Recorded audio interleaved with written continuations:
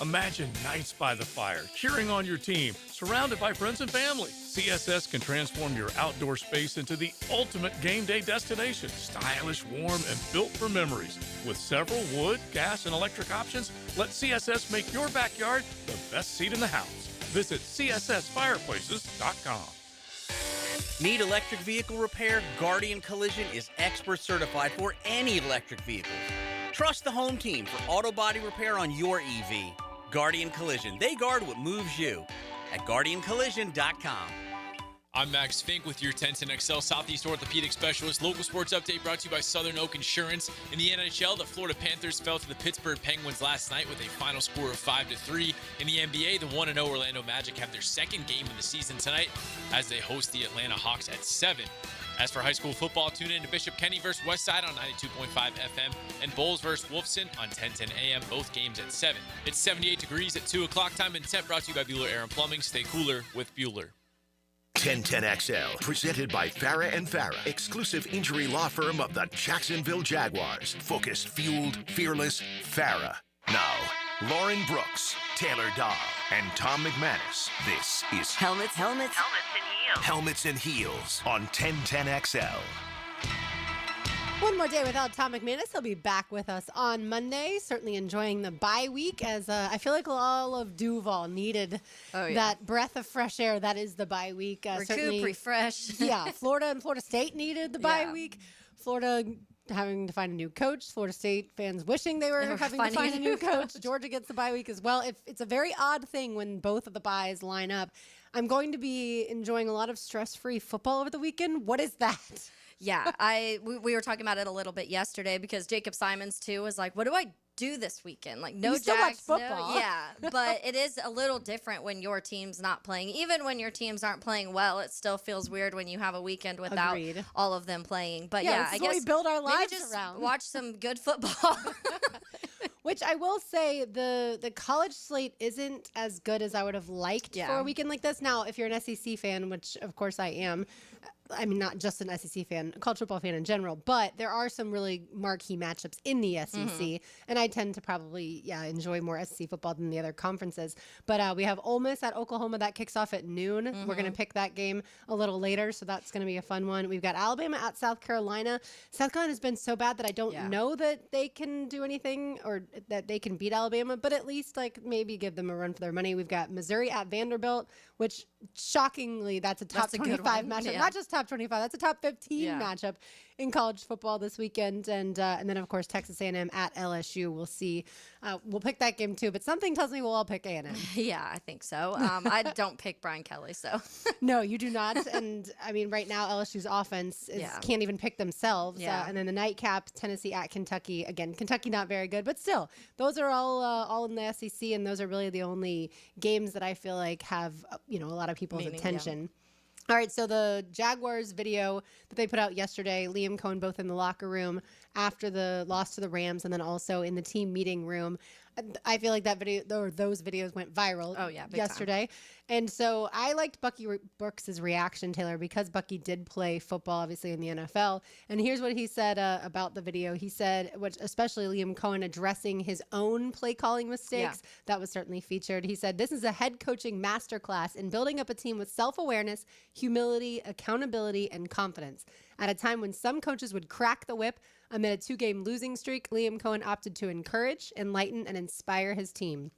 As a former player, this would make me want to own my own mistakes and shortcomings while giving more energy and effort to the mission." I thought that was so well said. Yeah, I do too. And I think that we chatted about that a little yesterday, but it was the perfect approach in my opinion, because he called out the ugly, because there's been a lot of ugly, and you can't avoid that. You can't be like, and that's Tommy's thing has been like, you can say some stuff is self-inflicted and that you're beating yourself, but you also need to let them know that things haven't been done very well. And at some point you have to execute certain things too to be able to win football games. So I think you got a combination of all of that, which it's hard to do. It's not easy. And I think that as a head coach, especially a new head coach, you're learning all of this as you go. And so I respect him a lot for the way he handled it, because like we've said, he took accountability on his own. He also said these things haven't been good, but then he also said a lot of this is our own stuff though, us beating ourselves. But and then also gave them encouragement of the good things that have happened, and playing the clips of, the Parker Washington return and some of Etienne's run and Devin Lloyd's pick.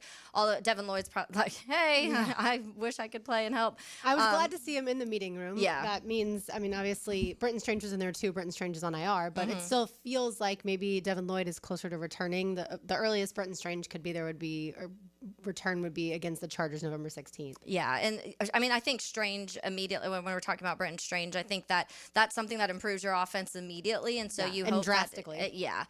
Because we've talked about that midfield having nothing there. That automatically kind of corrects what some of those issues have had, or at least puts you in the right direction. But yeah, I think that's the perfect way to handle it, is what he did, because you did accountability for yourself, but also saying things need to get better, but also saying some of this stuff is just us making dumb mistakes too and shooting ourselves in the foot. So it was a combination of everything, and I think that's what they probably needed to hear, but also not you suck, because you've done good things so far here this season. Here's videos of some of these plays that have changed games. Let's get back to those game-changing plays. If the Jaguars had started 0-2, I wonder what the video and team meeting would have been like at that point in time. If you don't have the good videos. Right, exactly. If he was ripping them into it, right? But that's obviously not how the season started. It was 1-1, or this team was 1-1, and then they certainly found their way into some really good situations. And we knew that the opportunistic defense, the takeaways, would not continue. Yeah. But we obviously hoped that the offense would do its part to assist the defense when the defense wasn't able to not shut teams out, but when the defense wasn't performing as well as they were playing earlier in the season. It feels like at this point in time, if this team can just get a little healthier and can minimize especially the penalties and, to me, the sacks and the drops, which is, I know, all in the offense. Even then, if the defense does allow some big plays, those explosive plays, I still think you find yourselves in a game where you can run the football in the third and fourth quarter. You find yourselves in a game where Liam Cohen has a few more options when it comes to the playbook. But definitely him taking accountability. Every employee wants to see their boss, if the boss makes a mistake, own that. It doesn't always happen, but you'd love for your boss to say, you know what, I didn't make the right decision here.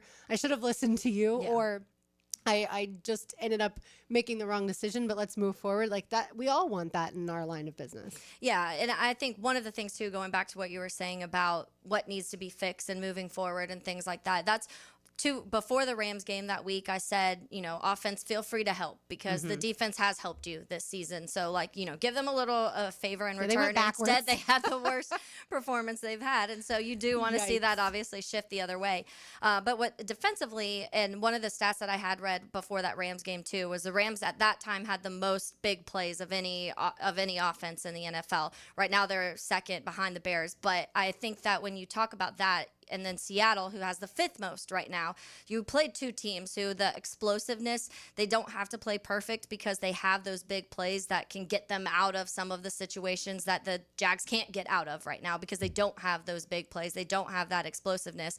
The good news is, when you're talking about a team that's coming up, and the Raiders, they're towards the bottom of that list. They're in the bottom 10 of that explosive plays. So maybe the defense can get back on track of being able to kind of contain some things, because you don't have to worry about those offenses that are just going to have these huge, big downfield chunk plays on you constantly. And I wonder where the Jaguars offense was on that list, or that ranking, because it feels like they haven't connected. Yeah, they're worse than the Raiders. Okay, yeah, that's what I was worried about. It feels like they haven't connected on the explosive 8th, plays. and then Raiders are 10th worst. Yeah, and that's, again, that goes back to certainly the protection, that goes back to the drops. There's a lot there, and it was interesting to listen to Jimmy Smith, obviously a fantastic Jaguars receiver, the best ever to play for the Jaguars, earlier on Jaguars Today, and just hear how critical he was, and rightfully so, of this receiving core, but especially Brian Thomas Jr.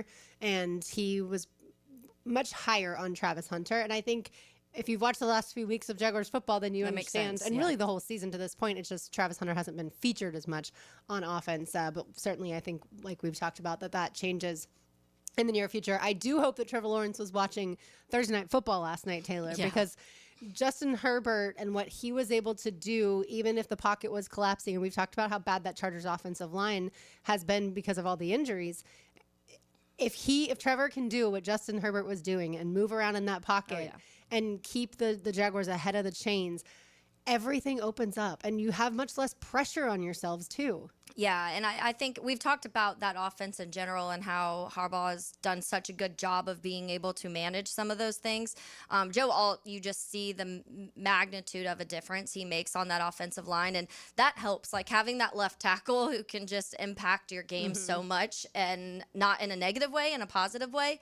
I think that is what every team kind of yearns to do. And it's funny, Lauren, a couple weeks ago, you were like, I looked at my first mock draft, and you're like, not technically for the Jags, but, this last week, I went and I was looking at the left tackle big board. That's like where I was in this last week. After watching that Rams game. And so, but I do think that Harbaugh's just done a good job of making this a more physical team, but finding solutions if things aren't going perfectly to plan. And when it comes to the offensive line, they had a really good line, and because of injuries, it's kind of fallen apart. And that's something that they had to figure out. And last night, it seemed like they figured out a way to at least get by it for the time being. But yeah, it looked like also Carson Wentz. I mean, that man didn't have a chance last night. No, I was like, I don't know if he's going to make it out of this game. And they're showing like JJ McCarthy's the emergency quarterback, and they're already talking about him because they're showing the backup, and that guy looks scared to get on the field. I was like, this is not good. This is not a good situation for the Vikings. No, but it also goes to show you, Jags fans, take the deep breath, because even good football teams have games where they don't look good at all, right? And obviously the Jags offense the last 2 weeks has scored a measly 19 points between the two games. Yeah. But it happens to other good teams as well. I still think the Vikings can be a good football team. All right, let's chat some baseball. You want to talk some hardball? Let's do it. On the other side, we will check in with Clay Hensley to chat some World Series. You are listening to Helmets and Heels on 1010XL 92.5 FM.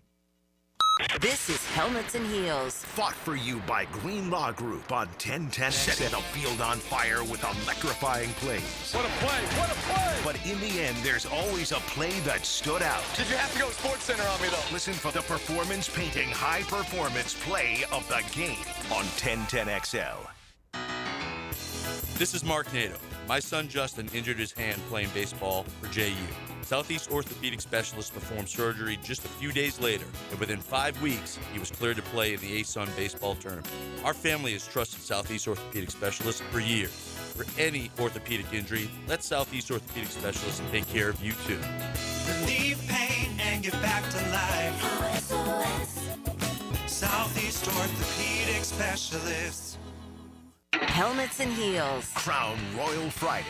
Hey Jacksonville, Rick Ballou here. Small business owners need trucks and vans to keep your business moving? Jacksonville Chrysler, Jeep, Dodge, Ram Westside has Ram 1500s to heavy-duty 2500s, ProMasters, and custom uplifts ready to work. Visit them on Commonwealth Avenue or go online to jackswest.com. Jacksonville Chrysler, Jeep, Dodge, Ram Westside, proud partner of the Jacksonville Jaguars and your local partner for work-ready vehicles. Put the ball in the net with 60 minutes of soccer talk. The Coaches Show presented by Sporting Jacks. Cole Pepper, Sporting Jacks head of soccer Mark Warburton, and Sporting Jacks women's coach Stacey Baylor. Tuesday evenings at 6 on 1010 a.m. Hey, Jacksonville DDH. Dreamfinders Danny Hicken here with the scoop from Dreamfinders Homes, your National Builder of the Year.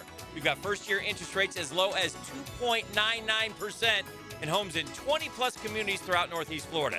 If you're house hunting, make sure your first pick Dreamfinders Homes, the proud official home builder of the PGA Tour, the Florida Gators, and your Jacksonville Jaguars. Visit dfhsalesevent.com today and tell them Dreamfinders Danny sent you. Pizza to tea here, and Twin Peaks is the best in the game. Here, your favorite drafts are poured at a frosty 29 degrees, and rare barrel-aged whiskeys are served just the way you want them. It's bigger game days and bolder fight nights. I mean, where else can you find a scratch kitchen that always comes through in the clutch?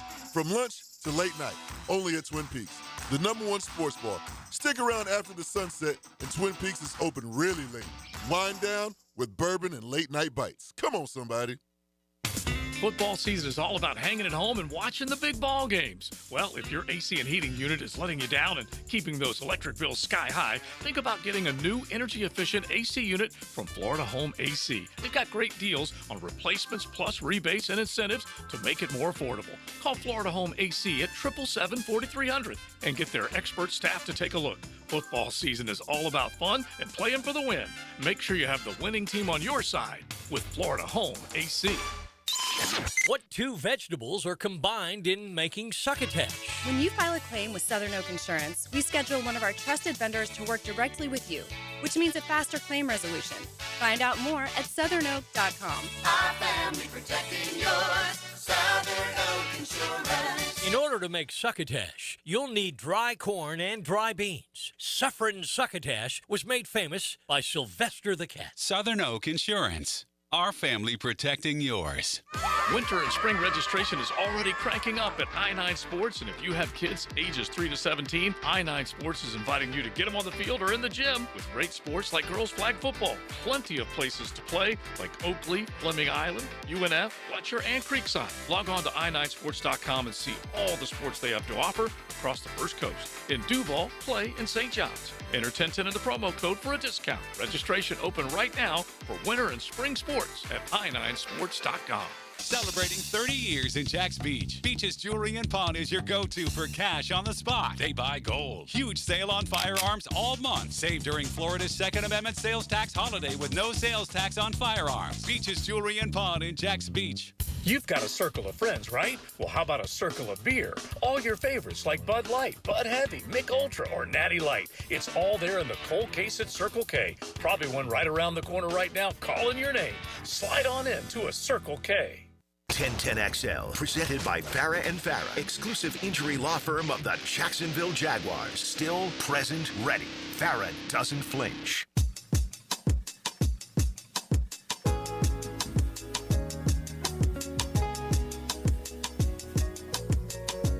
Taylor Dahl, RJ Saunders, I'm Lauren Brooks with you. Tom McManus on vacation. RJ, these smooth tones, what are we listening to? A song that's been stuck in my head for weeks now. Kendrick Lamar, Sing About Me. All right. Yeah, I don't know why this song's been stuck in my head. I love the song. I've listened to it, probably run the tape out on it. But yeah, no, I love this song. Excellent. I love it. Yeah, Very vibey. Absolutely. Sounds a little elevator-y in the beginning, but... And that's why I wasn't sure exactly what it was. But yeah, I like it. We had family night dinner last night. By the way, Clay Hensley will join us later in the show. We're going to switch the schedule around a little bit for him, but he will join us coming up at 3:30 this afternoon. So we had family night dinner last night, and my parents went as Ice Baby. So they wore ice bags, and then had my mom had a little baby, not a real live baby, but a Cabbage Patch doll from when I was younger.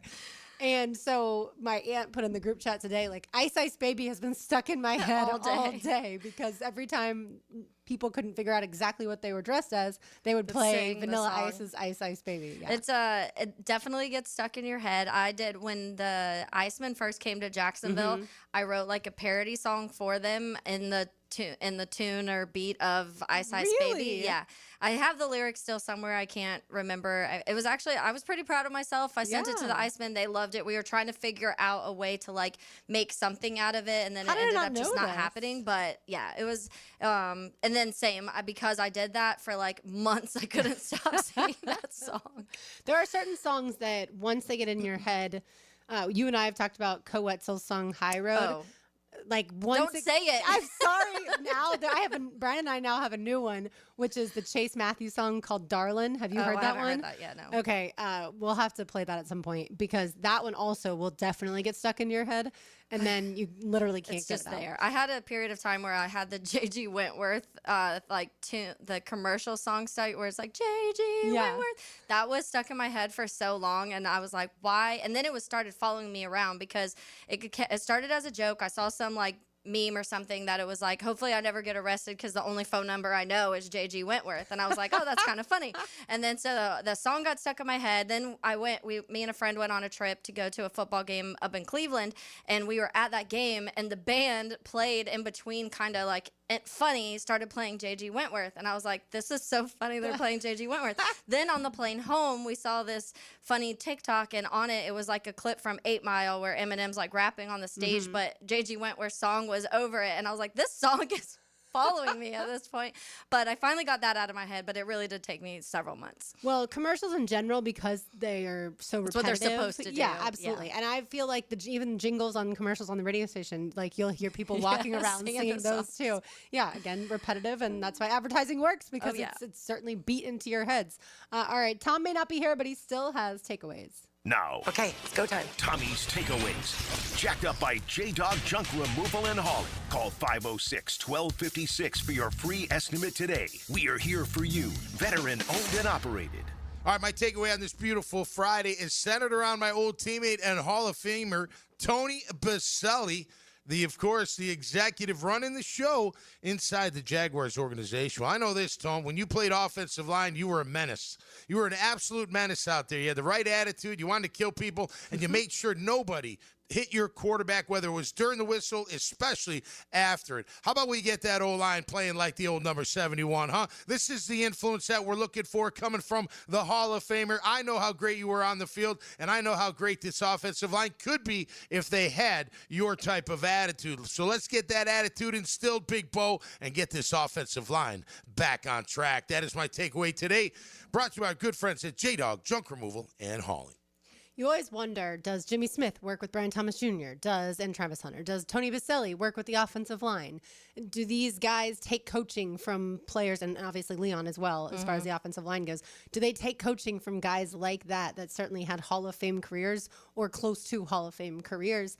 And I have no idea how close Tony Baselli works with Sean Surratt, the offensive line coach, and the offensive line in general. But one thing, to Tom's point, Taylor, you can't manufacture attitude. You are born with pretty much the attitude that you're going to have when it comes to playing a sport and how you're going to attack, the training, the rehab, and then obviously on the field or on the court, whatever sport you're playing. Your attitude when you're playing is, I don't think you can create that or change that. It's just who you are.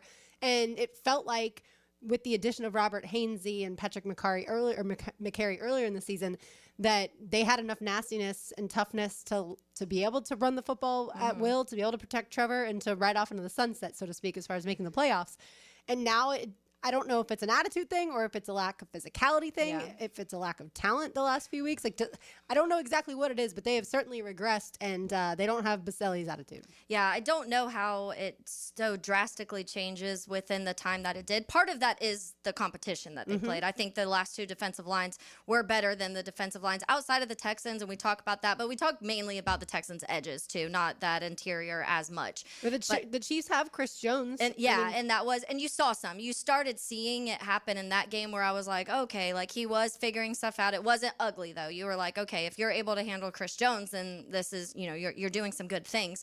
But I do think then it just from there started kind of teetering off even more and more. And so I don't know, because in the beginning of the year, we were talking about how physical we were. We were talking about how, like Tommy kept using that word, grit. We were talking about the attitude being exactly what you needed in a positive way, of being that the savages that Liam Cohen said back in January. And so I do think that, to me, if you can get back on track with the offensive line alone, I don't know if you technically, I would love it. Like, let's fix all of the penalties and all of the drops and the overthrows and stuff like that. But I think just the offensive line going back and playing how they did against, in those first 4 weeks automatically changes things. Because to me, your run game's successful again if that happens. And the moment your run game's successful, and then that takes so much, you don't have to ask Trevor to throw 45 times a game.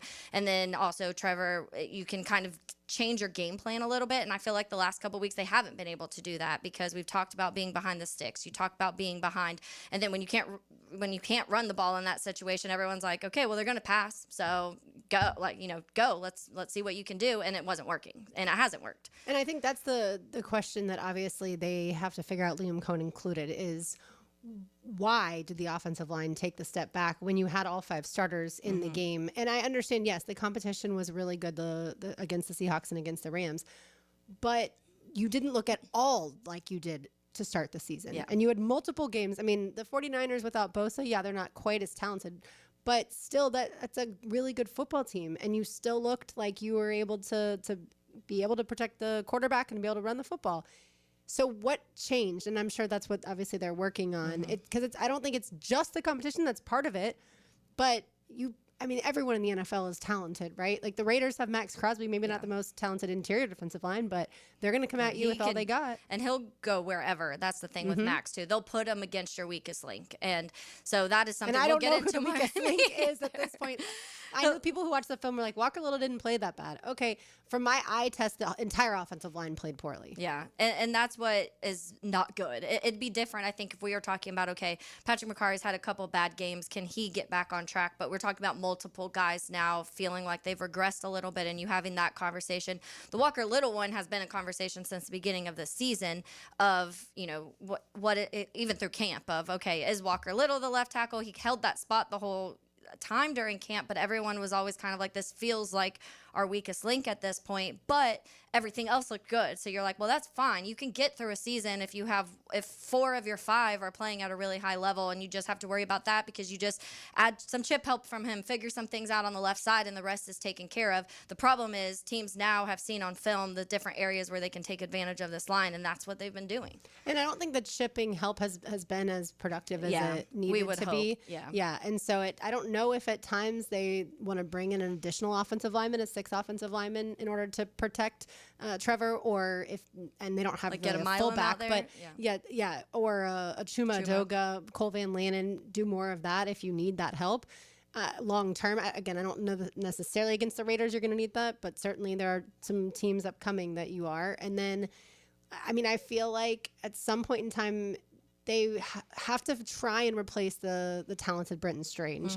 I don't know if that's going to trade for someone. If they're fully confident he'll be back and be fully healthy against the Chargers, maybe not. But I've been wondering maybe tight end is where they make a splash in the trade market, because the drop off between having Brenton Strange and not having Brenton Strange against talented fronts is massive. Yeah, and that was one of my biggest worries when we talked about it in camp, when we ranked our confidence level.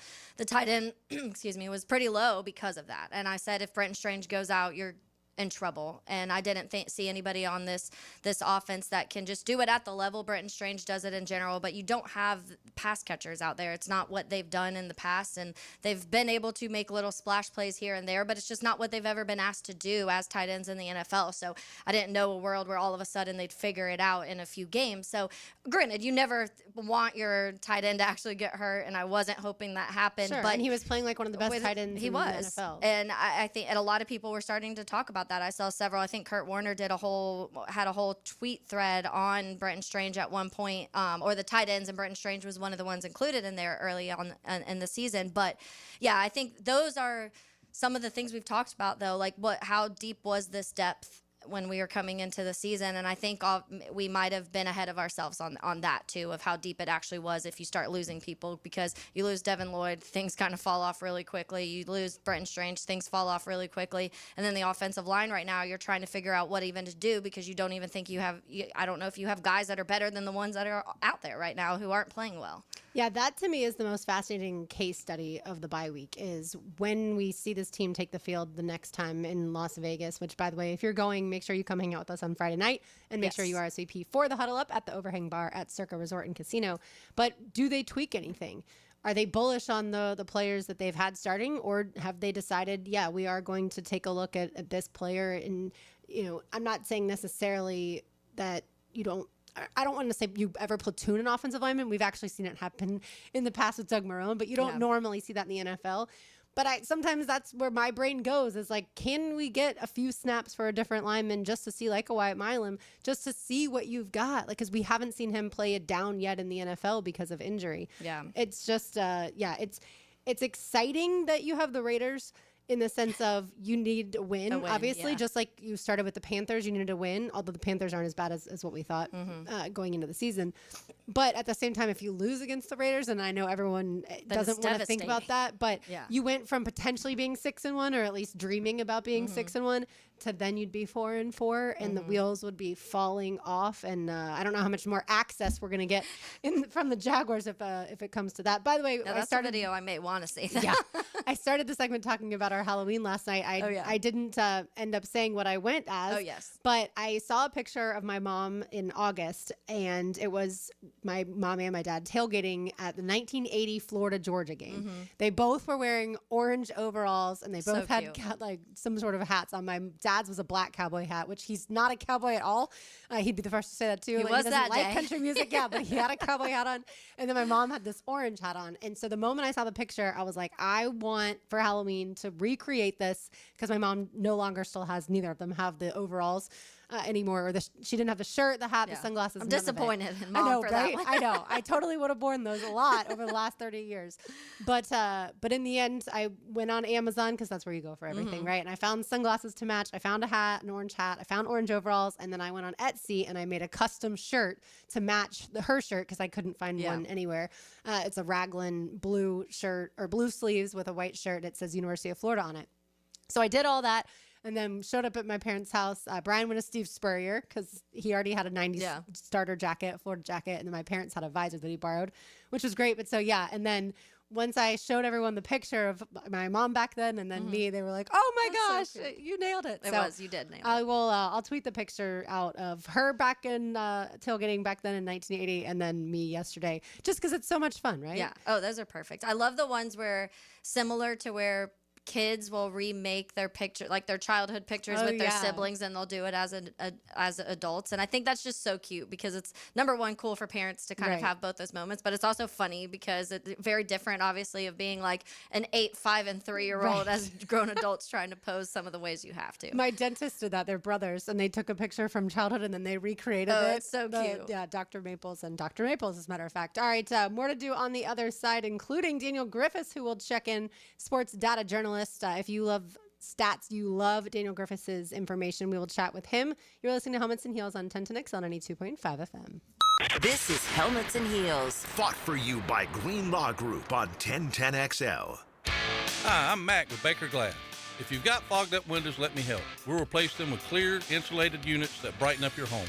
People say we're fast, friendly, and reliable. Just check out our Google reviews. Call me today. Baker Glass. No one treats you better. Crown Royal Friday on Helmets and Heels. Northeast Florida Auto, Power Sports, and RV dealers. Tom McManus here for Dealer Connect. The nation's #1 AI conference for dealers is coming to Jacksonville October 29th and 30th at the Marriott Sawgrass in Ponte Vedra Beach. It's 2 days of tackling the future of AI in automotive with some of the industry's biggest names. Keynote speaker, Hall of Famer Joe Theismann will autograph items to benefit the Tom Coughlin J Fund. Get tickets now at DealerConnect2025.com. That's DealerConnect2025.com. Duval. Yes, you heard that right. We love being in Duval County, and we love this city. So during football season, it's absolutely Duval around here. Hey, it's Don from Taco Lou, and yes, it is that time of year again. I know everyone's working hard all week getting ready for game day. Taco Lou is ready for you. If it's pregame, if it's postgame, during the game. No matter what your game is, enjoy it with us at Taco Lou in Jacksonville Beach. Duval. Attention sports fans, are you ready to take your game to the next level? Look no further than Best Bet. You can bet anywhere, but you'll definitely win here. Experience the thrill of sports like never before. With all the big games broadcasting live on our big screens and a menu stacked with your favorite foods and refreshing drinks, you're sure to find your winning ticket. Bet anywhere, win here, only at Best Bet. Visit bestbetjacks.com to learn more. That's bestbetjacks.com. Frank Frangie here. It's always truck season at Nimnick Chevrolet. Well, this month, you can save up to 20% off a new Silverado or get financing rates as low as 0%. Unlike most dealerships, Nimnick Chevrolet has the largest inventory on the ground, ready for you to explore. With their extensive selection, you're sure to find your perfect truck at Nimnick. So shop online at nimnickchevy.com or visit the dealership at Park and Cassett. Who's got more new Chevrolets at the best prices? Nobody but Nimnick. Chevrolet. Together, let's drive. Game days aren't the only win happening in the 904. Best of Bold City named 904 Gutters with a Z, the #1 seamless gutter company in Duval. Like the team's O-line protects their QB. Call the winning team at 904 Gutters with a Z to protect your home from the rain. No one knows how awful it is to get injured more than me, and especially if it's because of someone's negligence. Hey, this is Tom McManus. If you get injured out there, there's only one number to call. Pound Law. That's all. Slip and fall, car wreck, wrongful death. It doesn't matter. Morgan & Morgan handles it all. They're the largest in the country. 100 offices, over 1,000 attorneys. $20 billion recovered for 500,000 clients. That's the kind of team I want working for me. If you get hurt from someone else's wrongdoing, check out Morgan & Morgan, forthepeople.com. The Golf Club of Southampton has big plans for 2026, renewing the greens plus plenty more. But right now's the time to take advantage of member opportunities before the big renovation. Now until the end of December, you can join and save $1,500 off their initiation fee plus $500 back in a gift card with a 12-month commitment. All the details are at golfsouthampton.com. Playability for every skill level and a huge practice area to hone your game. Lock in now and enjoy membership privileges at the Golf Club of Southampton. Hey, 1010XL fans, it's game time, but don't get sidelined from the fun. The JTA Game Day Express is the smartest way to get to the bank on time. It's all sponsored by the Jacksonville Zoo and Gardens. There are 5 convenient pickup locations across the River City, but remember, Game Day Express is cashless. All passes must be purchased through the MyJTA mobile app. Get your $10 pass today. For all of your game day needs, go to myjtafla.com. 1010XL, presented by Farah and Farah, exclusive injury law firm of the Jacksonville Jaguars. When it's game time, Farah doesn't flinch. Now, another great guest on the Checkmate Coatings phone line. Hello. Your floor's missing piece.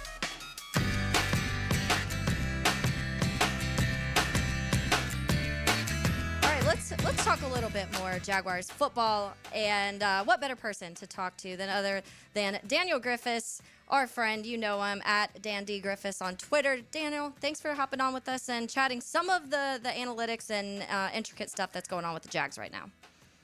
Thank you guys for having me back. The Stat King. The Stat King. That's what we're going to call your official title? All right, let's start because obviously you do a great job of breaking a lot of things down, and there's going to be some negative things in this conversation, but I do want to get to some of the positives because you're good at doing that too, of showing some light that is happening when it comes to the Jacksonville Jaguars. But when you're coming off 2 losses, obviously the negative things, the penalties, the drops, the drives ending and punts and turnovers. I saw you post that one yesterday. Those are some of the things that we're going to be talking about because those are the things that we felt have been leading us to these last 2 losses.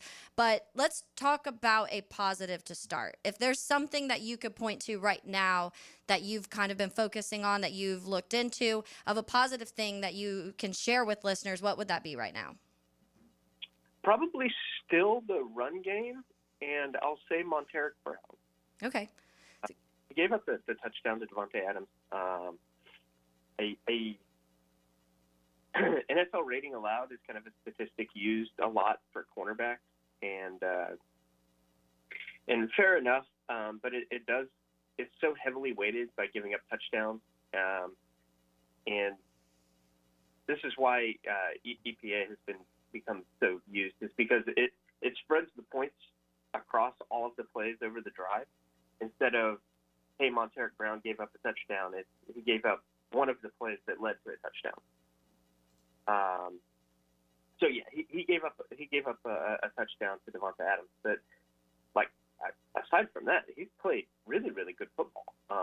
He's had some key pass breakups in the last few weeks. Now that he's coming in and playing a lot more after the Tyson Campbell trade, he's not being targeted very much at all.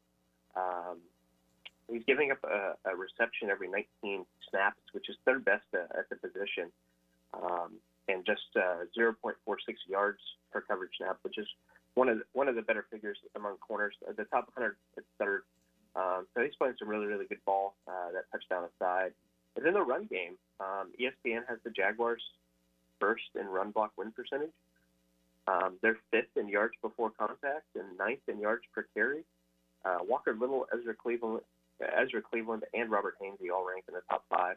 The offensive line struggling in pass protection, but the run game's still going good. It's just some of the things that you guys mentioned in regards to penalties, sacks, drops that are kind of leading the Jaguars to go away from the run, especially early in games, and that due to that they can't run the ball later in games. Yeah, I feel like there should be a stat about how many teams have had this many penalty yards and still had a winning record through 7 games. Daniel, when it comes to Trevor Lawrence, we know the stats, less than 60% completion percentage right now, 9 touchdowns, 5 interceptions. But when you're watching him and certainly analyzing the data, breaking it all down, what do you see from him now in year 5? There's still, it's not as if the Jaguars simply can't move the ball with it. The Jaguars moved the ball pretty well against the Rams, not early in the game, but they had 4 turnovers on downs. They had multiple scoring opportunities. He's still making some fairly great passes. A couple of them have been dropped or stepped out of bounds. The Brian Thomas Jr. one I remember pretty vividly against the Niners. But there's still certainly things to be excited about. He's not turning the ball over. The Jaguars have 1 interception in the last 4 games.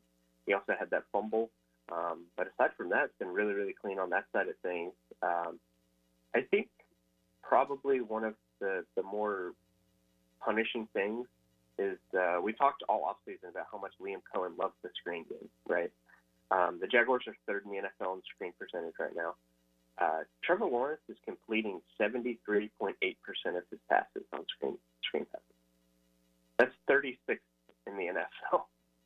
The only one worse is Justin Fields for New York, and that's certainly that's an issue to both Trevor and the receivers with drops. We saw the little swing pass Trevor Lawrence missed pretty wide left on this past weekend, but it's the short area and behind the line of scrimmage that's really killing the Jaguars' offense. The deep stuff I would hope would come back, especially some more gelling with Brian Thomas Jr. But it's the behind the line of scrimmage and short area of the field that Trevor Lawrence and the Jaguars' offense has really struggled, and that's really what Liam Cohen wants to do, that alongside run the football. And they've kind of gotten away from that, and it hasn't been good enough in the short area. Yeah, it should be like 90% and above for screen passes. Correct. Yeah. Yeah, that is not a stat you want to see. Daniel, when we're talking about Travis Hunter, I feel like coming into the season, we already had the conversation of what will this look like? How is this coaching staff going to manage the defensive snaps and the offensive snaps? Is it going to be different game to game? And we've seen different things happen throughout the season, but obviously it has been talked about using him more on both sides of the ball. But what have you seen so far when it comes to Travis Hunter in general, whether you want to focus on the defensive or offensive side? And how do you think the Jags can move forward to help this team as much as they need it right now? Yeah, before the Rams game, he'd only had 2 catches over 10 yards downfield. And that was like an area that I was really hoping, because it's really hard to utilize he's got great ball skills, but that doesn't really matter if you're just throwing screen passes and quick passes to him out in the flat. So I really wanted to see, you saw those 2 great catches against the Niners and the Chiefs, and I was like, all right, the Jags could get more of that out of Travis Hunter down the field, have him show off his ball skills. That'd be really great. We saw a little bit of that against the Rams. I will say it's no reason the Jaguars are trying to get the ball to him in space. He's tied for 2nd in the NFL in missed tackles forced with 9, which is pretty impressive considering he doesn't really have that many targets or receptions. So good for him on that. He's making the most of his opportunities there. For reference, Brian Thomas Jr. just has 1. So that's an area that the rest of the Jaguars can maybe improve on. They're not great outside of Travis Hunter right now, but he's making the most there, and I think he's played excellent at corner. Everyone remembers the DPI against the Bengals, but if that questionable call wasn't called, we're looking at him as probably definitely the Jaguars' most consistent corner. He doesn't have the playmaking turnovers that like Jordan Lewis does. But his longest reception allowed is 17 yards. So I think that he's played really, really well, specifically at corner, and he's done some great things at receiver as well. All right, so I think we solved all of the Jaguars' issues here, Daniel Griffiths. We are going to have the Jaguars run the football more and be a more balanced attack, and then have Buster Brown play a lot more in the secondary, and then we're good to go, right?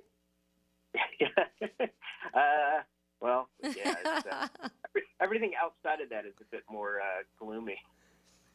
Yeah, we know all about that. All right. We certainly him and Montez Brown and Travis Hunter have been playing really good coverage. Yeah, it has been. And we were just talking a little bit how much injuries have factored in. You know, when Devin Lloyd comes back, I feel like since he's left, that you can definitely feel that. Trayvon Walker not being healthy, you feel that. So there are some things that you hope once these guys get healthy, that some of the things you've seen regress a little bit get back on track. Now, offense, there's a lot of things we got to fix. So let's start with probably when you're talking about the pass pro and the drops and penalties, those three things.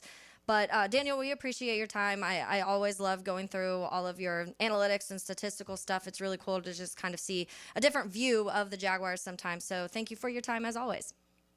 Thank you. Yeah, I don't think anyone loves an Excel spreadsheet as much as I do, except Daniel Griffiths. Yes. Yeah, so we certainly appreciate it. By the way, what is going on with Teddy Bridgewater? He has a teeth injury.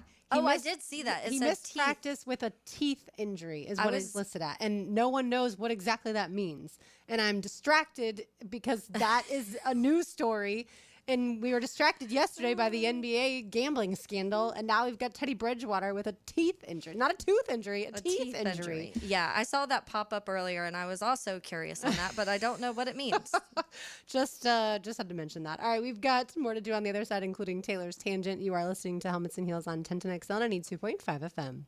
Helmets and Heels. From the Greenlaw Group Studios, the Gator Boys are back and ready to defend their national title. Florida will cut down the nets. Winners of the national championship. This is Gator Country. Your home for Gators Hoops is 1010XL. Brackish Vodka, the spirit of the sportsman and proud partner of the Jaguars, is now available at the Fresh Market Spirits and Wine. The Fresh Market Spirits and Wine is a new adult beverage store offering spirits, wine, beer, and accessories at A1A North in Ponte Vedra, a first-of-its-kind destination for thoughtfully curated spirits, wine, and beer as only the Fresh Market can. And now, you can get Brackish Vodka at the Fresh Market. Brackish Vodka, for whatever your sport is. Proud partner of the Jaguars. Hey guys, Taylor Dahl here of Helmets and Heels. Chick-fil-A has something brand new on the menu, and it's only here for a limited time. Introducing the Pretzel Cheddar Club. The sandwich comes on a warm, buttery pretzel bun, a slice of cheddar cheese topped with 3 strips of Applewood smoked bacon, fresh lettuce, and tomato. And the kicker, a creamy Dijon mustard sauce on the side that takes this sandwich to the next level. Try it with grilled, spicy, or the original Chick-fil-A chicken. Don't wait, it's only here for a short time, so stop by Jacksonville Chick-fil-A locations and try the Pretzel Cheddar Club today. It's a Crown Royal Friday. Live generously and life will treat you royally. Divorce, menonly.com. This is Kenny Lay of Kenny Lay & Associates. Our firm specializes in representing men in family law. That's all we do. That's our only focus. We can help with all of your family law needs, such as divorce, custody, alimony, and child support. For over a decade, we have helped thousands of men with these types of issues. We even have an appellate division ready to challenge a judge's ruling. If you need a family law attorney, go to divorcemenonly.com. Divorcemenonly.com. Offices, Jacksonville. This date in sports history is brought to you by Southeast Orthopedic Specialists. On October 24th, 1982, Steffi Graf played her very first pro tennis match.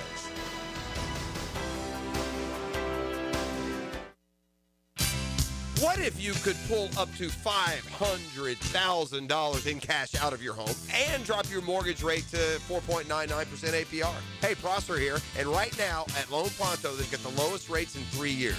With Loan Pronto's rapid equity loan, you can get your cash in as little as 3 days, pay off all those high-interest credit cards, and even skip your next 2 house payments. One client just got $300,000 approved in under 24 hours. Paid off their debt, paid off 2 car loans, saved $2,100 a month. One call, life change. There's no wait, no hard credit pull. You probably won't need an appraisal. Just fast, easy cash from your home's equity. Rates at a 3-year low. Act now. Call 914-999-1508 or visit loanpronto.com for your free instant home appraisal. See how much cash you can get today. Call 914-999-1508. See how much cash you can get today. You can also visit loanpronto.com. Equal housing lender, NMLS 1661781. On approved credit, visit NMLSconsumeraccess.org. Rick Ballou for Coy Dental. That's right, Carlson Dental is now Coy Dental. Dr. Lee has been practicing there for 9 years, has purchased the company. The Coy Dental team still has the same great dentist and staff. And remember, if you get nervous visiting a dentist, don't. There's never a problem at Coy Dental. With light sedation for cleaning, and deep sedation for all your restorative needs. Coy Dental, located in Bartram Park.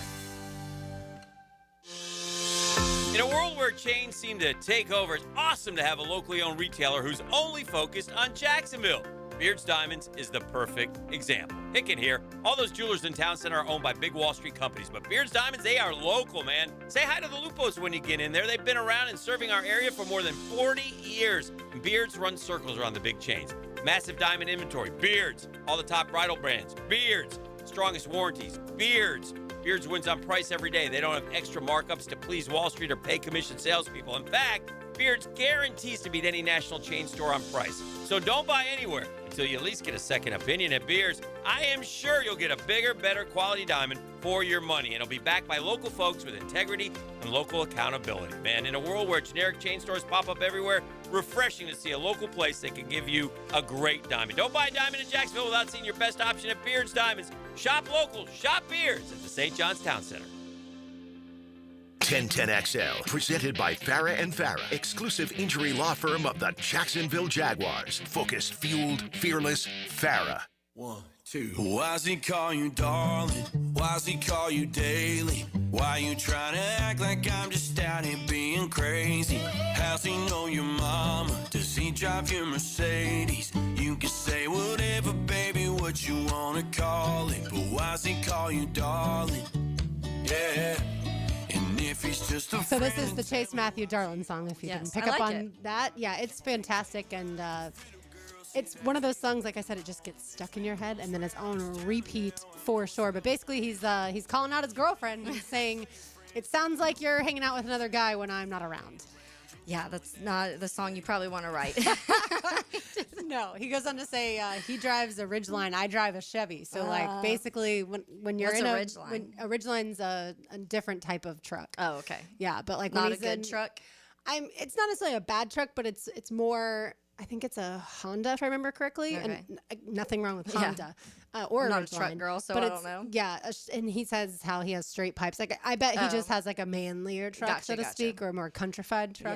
Yeah, countrified. Countrified, absolutely. All right. By the way, reminder: the Frangie Show will be on 92.5 FM today, and its normal time slot between 4 and 6, and then Into the Night with Rick Ballou will also be 4 to 6 on 1010 AM, and then RJ Saunders College kickoff comes up at 6 o'clock on both stations. What do you have cooking for us tonight? We will be looking at the NFL, the college football landscape from a national perspective with one Joe Coward, who is going to be joining us from Parts Unknown. I was going to say we'll be he's talking off. Miami Hurricanes football with one JJ LaSelva that's over here to my right. And then we are trying to figure out the age-old question, who will be the next head coach of your Florida Gators? All that comes up tonight at 6. All right, sounds good. We will certainly be listening for that. And then at 7 o'clock, Bishop Kenny takes on West Side on 92.5 FM. And also at 7 o'clock, Bowles takes on Wolfson, Hacker's alma mater. That's on 1010 AM. Then, of course, for post-game, you'll have Friday Night Lights with Hacker and Dylan. Both Bowles and Bishop Kenny, by the way, Taylor, district champs. Oh. They've already punched their ticket let's into the high school football playoffs, which begin November 14th. All right, time now for Taylor's Tangent. Now, Taylor's Tangent, served up by Chick-fil-A on 1010XL. So going back to last night for just a minute, obviously the Chargers dominated that game 37-10 over the Vikings. We talked a little bit about the pressures and how Justin Herbert was able to handle them on the Chargers side of the ball. Carson Wentz, maybe not so much, but he looked like he was just in pain the entire game. I felt bad for him at certain points in time, but The thing on, second year JJ McCarthy. Yeah. Get out here. Come on. I know. And then someone got tackled. I don't remember if it was Jefferson. Someone got tackled into the ground and like rolled into his ankle, and he has an ankle injury. And I'm like, that's the last thing they need right now. Carson Wentz is like, I was a clipboard guy for quite some time. I want to go back to that. That's a much easier life. Yeah. But this is more so about how a dislike that I have, and I get the access. People want access to everything right now, and I totally get it. And it's even here. This is why we got cameras and live streams on because people want to feel like they are a part of things, and I totally get that. But interviewing a coach in the middle of a drive during a football game is so dumb. I don't want to see that. I feel like it's just it's taking away everything that is the game. Like, I'm here to first of all watch the football game, and you get access to these coaches in so many other moments throughout the week, even pregame, halftime, and postgame. You get the head coaches, you get them all throughout the week, you get them first thing on Monday morning when you need to talk to them. There's no reason that as the Chargers are driving, Kevin O'Connell needed to do an interview in that moment. There's no reason for that. And the question is like a quick, like, oh, they just scored one touchdown. What are you going to do to keep them from scoring another one? Like, that is so uncomfortable. I feel like it's unnecessary. It bothers me. I want to see what's going on in the football game. You can hear it in the background, things happening, and instead we're watching Kevin O'Connell, coach, speak, a reporter on the sideline, because you feel like we have to, in the 2 minutes between the first and second quarter, talk to the head coach. I just hate it. Kaylee Hartung who asked the question? Yeah. And normally she's good. And it wasn't a bad question. Oh, okay. It was just very basic. Like, what are you going to ask in that moment? You literally have like 35 seconds, and the coach just wants to coach the game. Yeah. Do you like baseball players being interviewed while the game's going on? And I don't love that either. I think that and like I said, I get why they do it. It's cool, and I guess they feel like it's cool. You're giving some sort of access and information to somebody that normally you wouldn't have.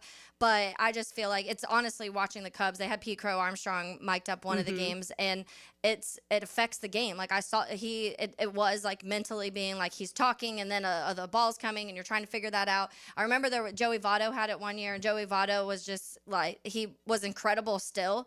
And so everyone was like, see, Joey Votto can do it. And I was like, yeah, but like, not every player, like, if you're trying to tell, or somebody to figure out what's happening on an unpredictable at bat, by the way, of tracking the ball and doing all of that, but having a conversation with you. I just think it does.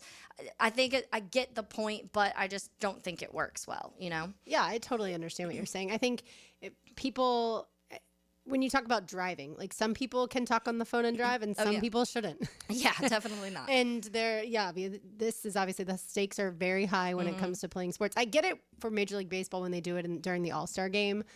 Yeah, the All-Star game. That's perfectly fine. The result does not affect, the team's outcome. But I feel like, honestly, for me, coach interviews before the game are fine, but they don't usually tell you anything.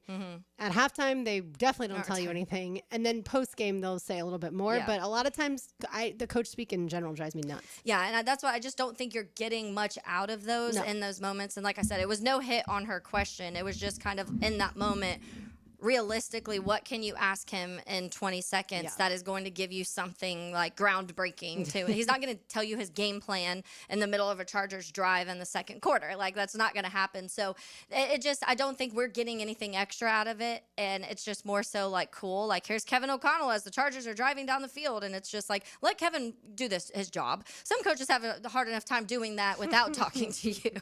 That is very true. All right, let's give some lunch away today. Let's do it. Free lunch to Chick-fil-A. Give us a call at 641-1010. Let's say caller number 3. You get free lunch to Chick-fil-A. Caller number 3. All right, we've got our picks on the other side. You're listening to Helmets and Heels on 1010XL and 82.5 FM. From the Green Law Group Studios, Helmets and Heels. 1010XL's Hayes Carline represents you in the locker room. So you gotta up your game. Interview persons of interest so you'll have the information you need to get ready for game day. Time to put on your game face. Opened by Renewal by Anderson Custom Windows and Doors. Hey folks, it's Frank Frangie for Lee and Kate's Glass, and I think you deserve a spa-like shower, don't you? Get rid of that dirty, dated setup you have in your bathroom. Those old-style showers can be really ugly. Install a gorgeous frameless shower with thick, sexy glass and a free diamond coating protection that's easier to clean, like Rain-X for your shower. Your bathroom will feel like a luxury spa every morning and night. You deserve it. Visit my friends at leeandkatesglass.com. You're gonna see a big difference. Crown Royal Friday on Helmets and Heels. Hayes Carline here. If you're shopping for a new ride, you've got to check out Atlantic Infinity. Not only do you get a luxury vehicle, you also get the Atlantic Infinity Promise Free with every new car. That's almost $2,500 in added value just for buying smarter, and you don't have to sweat it out on the lot. Shop in their indoor, climate-controlled showrooms. It's cool, comfortable, hassle-free. They're on Atlantic near St. John's Bluff, or browse anytime at AtlanticInfinity.com. Sometimes you agree with them, sometimes you don't. On the runway, I'm coming in hot. CBS Sports senior NFL writer Pete Prisco joins the Frangie Show Friday afternoons on 1010XL. Brought to you by Showtime Sports Cards and Collectibles.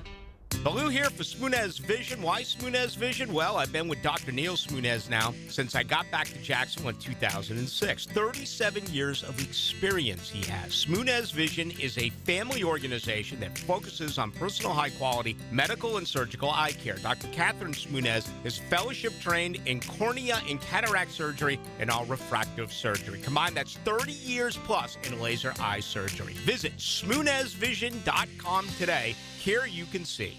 The flagship station of the Jaguars. WJXL AM Jacksonville Beach. WJXL FM Jacksonville Beach. Here's a health and wellness tip from orthopedic specialists of Jacksonville. Here's a simple tip for shoulder health to improve your posture. Slouching can put extra stress on your shoulders, leading to pain and injury. Make sure your head is over your shoulders are relaxed and pulled back, and your spine is properly aligned. Whether you're sitting or standing, if you sit for long periods of time, make sure to get up and take breaks and work on pulling your shoulders back. Get up and get moving, Jax, and go Jags. Stay healthy with orthopedic specialists of Jacksonville. Chelsea here, ready to upgrade your windows or patio doors? During our fall savings month, get 20% off your replacement windows and patio doors. Plus, enjoy 0 down, 0 payments, or 0 interest for 12 months. Our Acclaim Impact windows are built for Florida homes, designed to help you save on energy bills by maintaining indoor temperatures year-round. Offer ends October 31st. Restrictions apply. Visit bestwindowsflorida.com to schedule your free in-home consultation. License number CGC 1527613. Renewal by Anderson, where comfort meets savings. Looking for your new favorite hangout this football season? Try Voodoo Brewing Company in the heart of San Marco. Locally owned and community-focused, Voodoo Brewing serves up award-winning beers, scratch-made upscale pub fare, and laid-back vibes where everyone's welcome. For live music, trivia nights, and all the football action this season, make Voodoo Brewing Company Jacksonville your new favorite spot on San Marco Square. I'm Chris Campione. Veterans have given so much in the service of our country, but when it comes to legal challenges, you shouldn't have to fight alone. At Campione Law, we're here to help veterans like you get the support and compensation you deserve. Whether it's a workplace injury, a personal injury claim, or navigating a veteran's disability claim, we'll stand by your side every step of the way. Your service to our country matters. Let us serve you with the dedication and respect you deserve. Call Campione Law for a free consultation today. Campione Law, fighting for veterans, fighting for justice. Visit CampioneLaw.com. Campione Law. I'm Frank Frangie, and I just got back from the farm at Okefenokee. Man, it's incredible. Just an hour north of Jacksonville and Folkestone. I was so impressed. It's about connecting with nature, with food, with community. And now you can own your very own handcrafted cabin tucked into a 1,000-acre regenerative farm. Everything you need is there. You'll hardly need to go grocery shopping. Learn more about all of it at okefarm.com. That's OKE farm.com, the farm at Okefenokee. I'm Max Fink with your 1010XL Southeast Orthopedic Specialist Local Sports Update brought to you by First Coast YMCA. With the Jaguars on a bye this week, let's take a look around the rest of the AFC South. The Colts lead the division at 6-1. The Jaguars are in second at 4-3. The Texans are in third with a 2-4 record. And the Titans are in last place at 1-6. On Sunday, the Texans will face the 49ers at 1, and the Colts host the Titans at 4:25. It's 78 degrees at 3 o'clock time and temp, brought to you by Bueller Air and Plumbing. Stay cooler with Bueller. 1010XL, presented by Farah and Farah, exclusive injury law firm of the Jacksonville Jaguars. Still, present, ready. Farah doesn't flinch.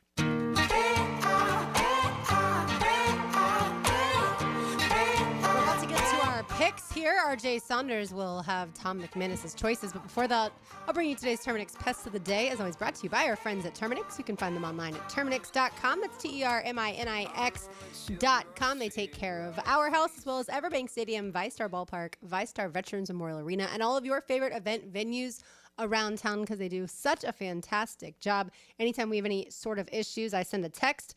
I get those issues resolved right away, and then whether it's inside or outside, everything is great at our house. All right, the SEC had to suspend referee Ken Williamson for the remainder of the season, Taylor.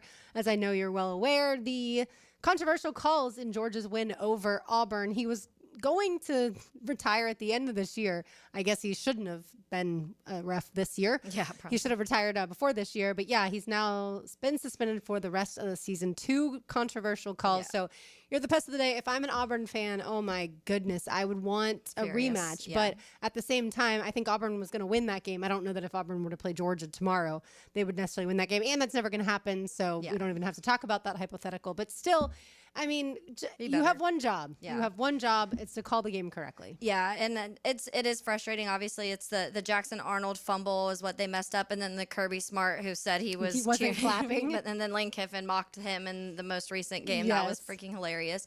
But I've always said there has to be some sort of credibility, and I've said before that maybe like make these refs, whether it's the head ref or whatever, talk to media after, because maybe they'll be a little bit more if they have to answer questions at the end of why they called something and didn't, because they'll do it, but they'll do it weeks after it happened. Or with the NFL, the Miles Jack thing, it was like years after it happened where you finally heard about it. I think there is one reporter that gets to talk to the officials, and then they're called the pool reporter, if I remember correctly. I've never been the pool reporter. I mean, like, stand in front of media, But yeah, I know put what this you on mean. video, make people see, like, you answer, why did you call, here Jackson Arnold's fumble, Right. what exactly caught, or how what did you miss that see? pass interference? Yeah. Like, it was so obvious. Yeah. All right, time now for our picks. I'm nervous about this week, and I'll tell you why. Because last week, Tom went 0-5, and I feel like he's about to have a bounce back week. You had a good week at 3-2. I was just all right at 2-3. But I just am nervous that I'm going to have the rough week. I don't know why, but maybe it's because I'm nervous every week with maybe it's because I don't have my teams to root on That's this true. weekend, so I'm less emotionally invested. But we'll kick things off with Ole Miss at Oklahoma. The Sooners are 5.5-point favorites at home in Norman.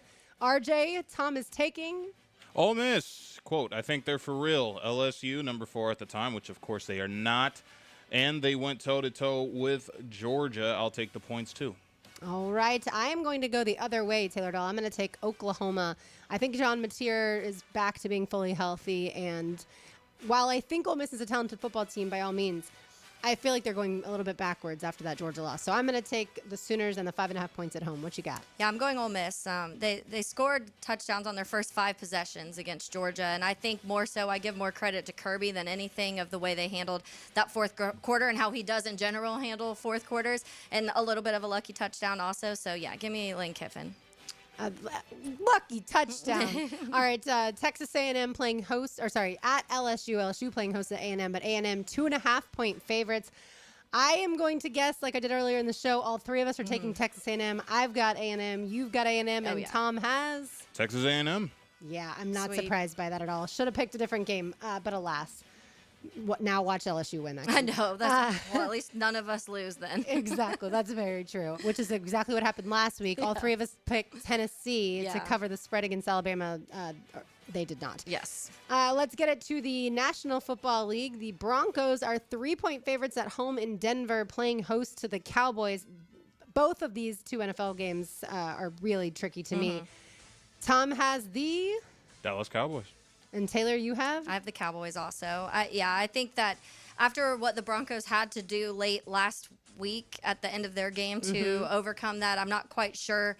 I feel we will see what this team is made of, but I feel like that's going to be hard to just kind of continue on. You used how much of your energy off of that. And Dak's just playing so well. I think people aren't realizing how well Dak Prescott is playing. I know their defense is struggling, but I think the Cowboys' offense can score enough points to beat the Broncos in this one. Yeah, that Cowboys offense super talented. Yeah. The Cowboys defense, not so much is right. I'm going to go the other way. I'm going to take the Broncos at home with those 3 points. Now we get it to the game that you probably don't even want to watch. The Packers at the Steelers. The Packers on the road are 3-point favorites. Taylor, I'm guessing you're taking the Steelers? Yeah. Okay. This is one of the very rare times that I will be cheering for Aaron Rodgers. But Green Bay hasn't beaten the Steelers in Pittsburgh in their last 6 meetings since 1970. Wow. And I don't see Aaron Rodgers letting this be the time where that happens. I feel like this is going to be one of the games where he just goes insane because he has that weird, extra energy when it means something. That's what he did against the Bears all the time. So I could see, against his former team, him just having one of his insane games this week and beating the Packers. Yeah, I've got the Steelers as well, and it's mainly because I feel like Aaron Rodgers, even though he said it's not a revenge game, like there's just something that's going to come out extra in him. I really think it's a toss-up, honestly. Yeah. I could have gone either way. And Yeah, same me with too. Cowboys-Broncos. I thought long and hard about that one as well. But yeah, the Packers are coming into this game, I'm sure, feeling very confident, but I'll take the Steelers. And Tom has? The Green Bay Packers. All right, so two of us with the Steelers, Tom with the Packers. And then finally, RJ, Tom McManus's wild card, please. San Francisco on the road against Houston. So the Texans are a 2-point favorite at home against San Francisco. So he's going to take He the took road San team. Francisco? Yep. Yeah. He took San That's funny. Fran. That's my wild card also. Is it? Yeah. I picked the Niners. I was like, Nico and Kirk are both hurt. They didn't practice. I just think that we talk about their line. There's so many reasons. Also, the Texans got me my point last week, too. I just feel like they're a bit of a mess right now. C.J. Stroud's not playing good. Their receivers are hurt. They can't run the ball. Their line sucks. Granted, their defense is good, but I said last week I think that's going to catch up eventually, and I feel like it is. All right, and I went to the college realm. Tomorrow at noon, you have Virginia at North Carolina. Virginia, the Cavaliers are a 10.5-point favorite against Bill Belichick's team. I feel like Virginia is legit, and I'm going to take Virginia and the 10.5, even though they're on the road. But look, North Carolina is a terrible football team. Yeah, so bad. And Virginia, to this point, is one of the best teams in the ACC. Not saying the ACC is the greatest conference by any means, but still one of the best teams. All right, so there you have it. Tom and Taylor have Ole Miss, and all three of us have Texas A&M. Yep. Taylor and Tom both have the Cowboys. Taylor and I have the Steelers. And then Tom and Taylor have the 49ers at the Texans. And then I have Virginia covering against North Carolina. This is the first time all year, I believe, that two people have the same wild card. I think so too. Yeah, I think this is him the and I first had time. it one time, but we went opposite. We had Illinois, Yes, Indiana, that's right. and I went Indiana. He went Illinois. That is right. Yes. And he sent us his picks this morning, and I probably should have looked at them because I would have picked a different one, but I didn't because I didn't want those to skew my choice at all Absolutely. of what I picked. So I didn't even look at his picks this morning. So All did not good. know he was going the Niners, Texans. The standings so far through the month of October, Tom has 6 points, Taylor has 7 points, and I have 8 points, which pretty impressive that it's that close considering, like I said, he went 0-5 this past week. All right, more to do on the other side. You are listening to Helmets and Heels on 1010XL 92.5 FM. Helmets and Heels. From the Green Law Group Studios. He's our Big Mac. Woo! It's Smash Mouth football, baby! Tom McManus brings his big opinions to Jaguars Today. Every Friday morning at 10 a.m. on 1010 XL. Protected by Renewal by Anderson Custom Windows and Doors. Hey Jacksonville, Rick Ballou here. Looking for a brand new truck? Right now, Crew Cab Ram trucks start at just $38,900 at Jacksonville Chrysler Jeep Dodge Ram West Side. And every new retail purchase comes with a lifetime powertrain warranty and no extra cost. From tough Ram trucks to adventure ready Jeeps, they've got the perfect ride waiting for you. Stop by Commonwealth Avenue or shop online at jackswest.com. Jacksonville Chrysler Jeep Dodge Ram West Side, proud partner of the Jaguars. Helmets and Heels. Crown Royal Friday. Jacksonville, it's football season, and Duck Duck Rooter is proud to be on your home team. As a proud partner of the Jacksonville Jaguars, we tackle plumbing, septic, and air conditioning problems with championship-level service. Call 904-862-6769 or visit duckduckrooter.com. Are you looking for a place to outfit your truck or van? It's Catlin Truck Accessories. For 105 years and 4 generations, Catlin is the name you can count on. This is Keith Catlin, and we know trucks and vans too, from Lear toppers, ladder racks, van shelving, strobe lighting, roll and lock bed covers, and everything in between. If you want quality products and great customer service, there's only one name. It's Catlin. Who can you count on? Count on Catlin. For 105 years, you can count on Catlin. I'm Hammer and Hayes Carline, and I've been known to drop an opinion like a 2-ton hammer. Weekdays on The Frangie Show. Hammer Time with Hayes on 1010XL. Driven by Kia on Atlantic. Check us out at KiaOnAtlantic.com. I'm here with Clayton Bromberg of Underwoods. You hear about guarantees and warranties. What is Underwood's policy? Frank, to talk about guarantees and warranties, you have to look at our history of over 70 years in business. Underwood's entire reason for existence is and has been to offer fine products that'll be used with such satisfaction that both the giver and the receiver will want to come back. And hopefully they'll tell their friends about us. To do this means we've got to try our hardest to satisfy every customer. All of our people understand that. Now, I'm sure over the years we've made a few mistakes, but we've never failed to make good on any Underwood product that was returned with a legitimate customer complaint. Our entire reputation would mean nothing if we didn't conduct ourselves that way. Simply put, conducting our business with integrity is a lot more important to Underwoods and our customers than all the guarantees, warranties, and contrived legal obligations in the world. And you've got Underwood's word, my word, and all of our people's word on that. Underwoods in San Marco, Avondale, and the shops of Ponte Vedra. Lauren Brooks here. Closets by Design has almost 1,800 five-star Google reviews, and there's a reason one of those is mine.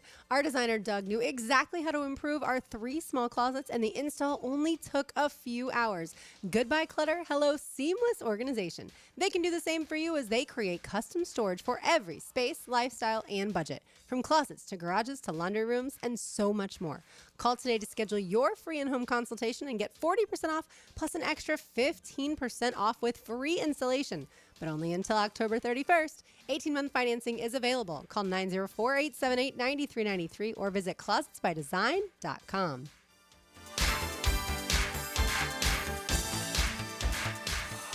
When you're a little kid on the playground, they tell you don't hit back. Well, the courtroom isn't a playground. And if you've suffered an injury or death in your family, I'm here to tell you it's okay to hit back and fight to make them pay. I'm attorney Brett Hastings, and at Hastings Injury Law, we understand all the pain and emotion that comes with being wrong. And we've dedicated our lives to making things right for people like you. So if you get hit back with Hastings Injury Law. Offices, Jacksonville. Yo, E.T. here, and Twin Peaks is the best in the game. Here, your favorite drafts are poured at a frosty 29 degrees, and rare barrel-aged whiskeys are served just the way you want them. It's bigger game days and bolder fight nights. I mean, where else can you find a scratch kitchen that always comes through in the clutch every day, from lunch to late night? Only at Twin Peaks, the #1 sports bar, Twin Peaks. Scratch Kitchen scores every time. Dig in the hand-smashed burgers, chef-inspired flatbreads, and more at your local lodge. Come on, somebody. No more climbing ladders or tree shopping or untangling lights, no way. Kuhn Flowers will take care of it for you this fall when you schedule their holiday home decorating team. High Flying Jacko here. Now's a good time to call on Kuhn Flowers. They'll do it all this fall. 1010XL, presented by Farah and Farah, exclusive injury law firm of the Jacksonville Jaguars. When it's game time, Farah doesn't flinch. Now, another great guest on the Checkmate Coatings phone line. Hello. Your floor's missing piece.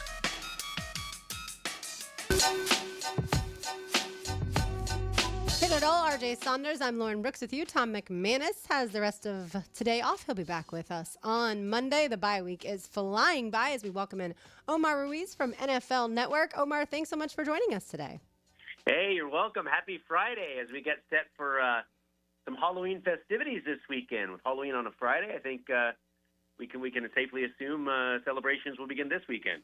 Absolutely. Oh, yeah. And our show is actually headed to Vegas because the Jags take on the Raiders next Sunday. So we will be in Las Vegas for Halloween. Oh, you guys drew the lucky straw for that one. Golly, I've spent a Halloween or two in Vegas, and you guys are up for a treat, that's for sure. Yeah, we are certainly looking forward to it, finalizing our costumes. But let's get it to those Jacksonville Jaguars who do take on the Raiders in their next game but have the weekend off. From afar, is this team crumbling or can they rebuild after the 2 losses to the Seahawks and the Rams? Well, I think they certainly can rebuild. I think the pieces are in place, the same pieces that were in place, the same fight, the same tenacity, execution that led them to be 4-1 are all still there, but it's how do they deal with adversity? How do they adjust to the league essentially adjusting for them or exposing some weaknesses in them? And obviously, they have the bye week to kind of figure it out, self-scout, and reflect back on the last 2 games. But yeah, I think that'll be the story of their season, because nobody expected the Jags to be Super Bowl contenders to start the season, but to be legitimate playoff contenders, they're going to have to battle through some adversity throughout the course of the season, and they're facing it right now. How they handle that, I think, will tell the story for the rest of their season. Omar, Taylor Dahl here. Realistically, when you talk about the expectations when a new quarterback is with a new head coach and especially a play caller, and we've seen timelines, all sorts of different timelines and what works and what doesn't work, but how long should you feel like how long should it feel like things are kind of getting under control and the quarterback is grasping this new offense, a new offensive scheme? Is there a timeline for that, or just different depending on the situation? Yeah, I think just depending on the situation, but I think if they can get through this year with a winning team, perhaps a playoff team, then I think certainly Trevor Lawrence is in line to continue to build off that, because I think first and foremost, before anything else, you want to win football games and be a contender, and then we can talk about production and numbers and how aesthetically pleasing an offense might be and how effectively they move the football. But if you can find ways to win games, I think that's the first thing. I think that's kind of what I've noticed about Liam Cohen, that, of course, coming from Sean McVay and putting his stamp on the offense and assisting in Trevor Lawrence and getting him better, trying to maximize the enormous talent that he seems to have. Beyond all that, it's just kind of how the team has kind of rallied around Liam, what kind of leader he has been through the entire locker room, not just the quarterback room, not just the offense, but the entire team. And I think if that sort of kind of permeates throughout the organization, then certainly I think Trevor deserves that shot to continue to build with Liam, provided that he continues to show growth there. Doesn't necessarily have to be a Pro Bowl performer, but show growth. And I think a good comparison might be what we're seeing in Arizona, where this is year 3 with Kyler Murray and Drew Petzing as offensive coordinator, Jonathan Gannon, there in that regime. And, he's had a couple of times get a feel for it, learn the offense, see where they can go. And it's not, doing so hot this year. He's been banged up a little bit. But I think that's kind of when you're looking for a similar timeline type of thing, I think that, you look at a situation like that as a very similar situation. Yeah, everyone's frustrated because it's year 5, but I always try to at least keep in perspective that it is year 1 in Liam Cohen's system. I want to look more, Omar, since you're in Los Angeles at the Rams. We know that Sean McVay and Les Snead are great together, but I did not realize that they are now 16th all-time winningest NFL head coach and general manager. So I do feel like as far as the Jags wanting to be Rams East, it is going to take a little while. These guys have been together for quite some time.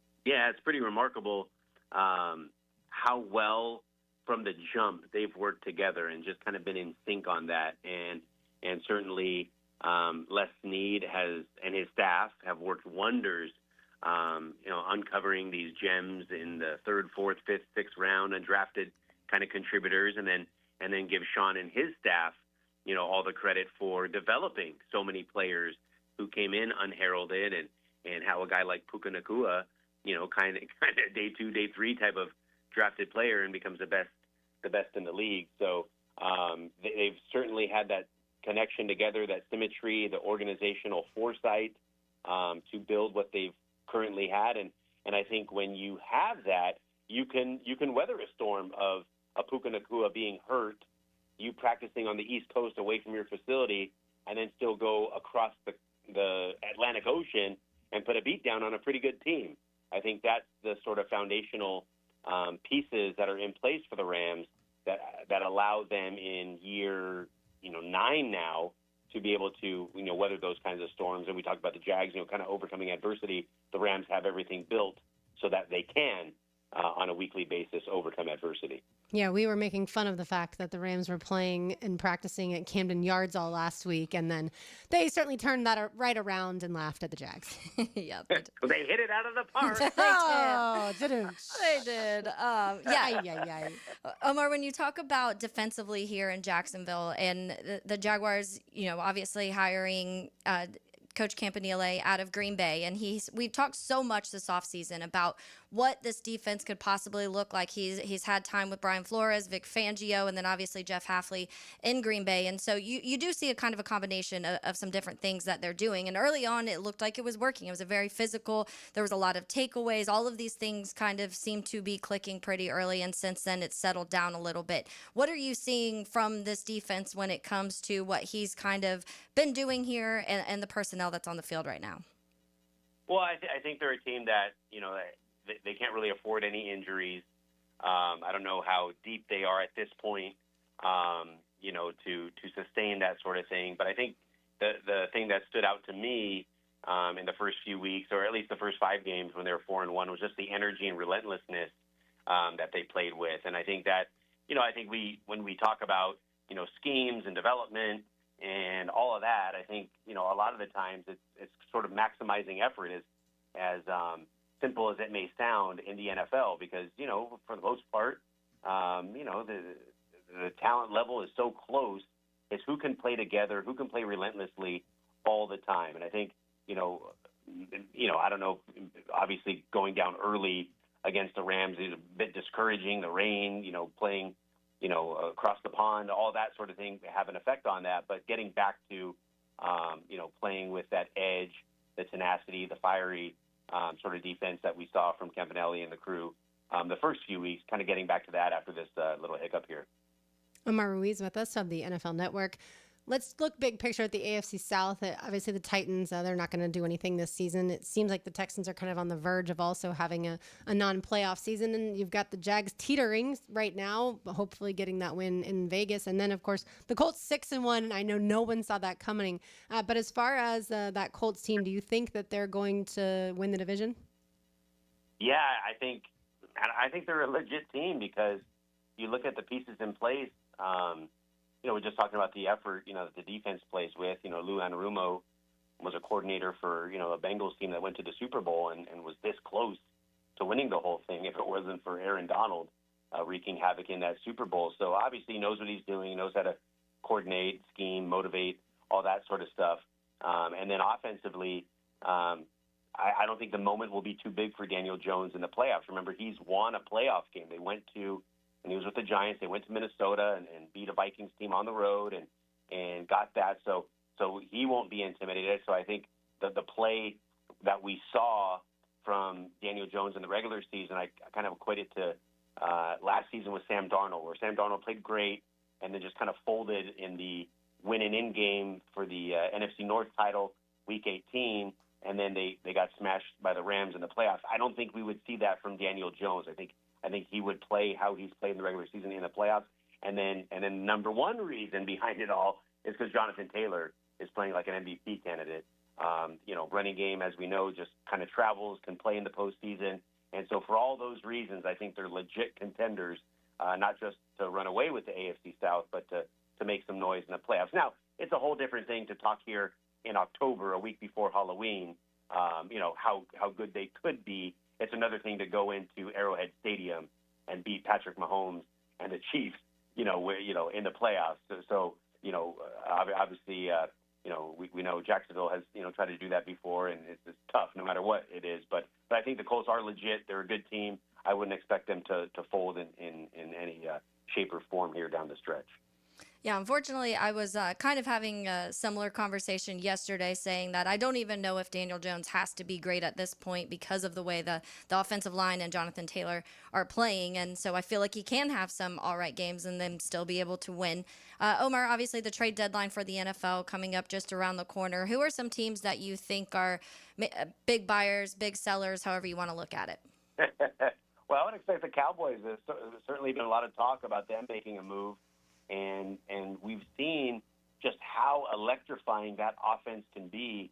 And to me, when that offense is humming, there may not be a prettier offense to look at. We talk about, aesthetically pleasing offenses. I think, when Zach's dropping back and you got CD and Pickens now, that offense looks like it's rolling. But if they get the dynamic pieces on defense, ironically, straight away Micah Parsons, then I think they can be a legit contender, but it obviously would take some acquisitions here at the trade deadline to do that. So I would say they'd be a team that I'd look to make a move, and maybe the Chargers, as injured as they've been, they looked great last night, and I think that would sort of give you the vote of confidence that okay, if they can maybe weather some storms on the offensive line, that they could be a pretty good contender. So.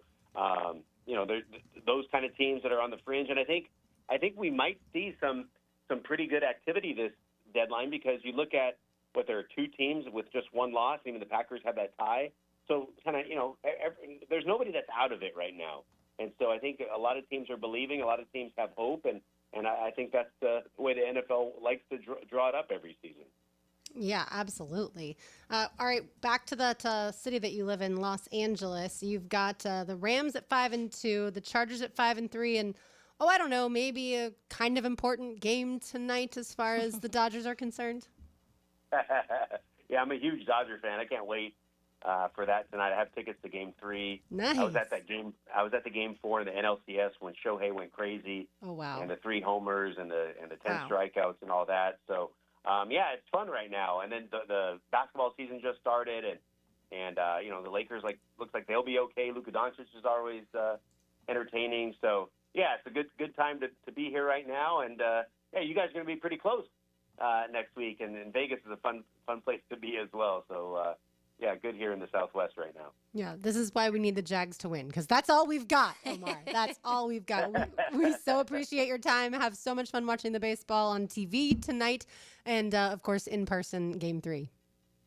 Okay, thank you. Always a pleasure to be with you guys. Thank you. Thank you so much. Right back at you. Always enjoy chatting with Omar. All right, on the other side, we're going to keep the baseball conversation going. Clay Hensley will join us, former World Series pitcher. You are listening to Helmets and Heels on 1010X on 92.5 FM. Helmets and Heels. Backed by Green Law Group. For the insured. Fighting for you. It's more than a game. No matter how talented you are, it still comes down to that brotherhood of playing for one another. 1010XL. It's why we play. Our son Eric's a Division I collegiate baseball pitcher who is having shoulder pain.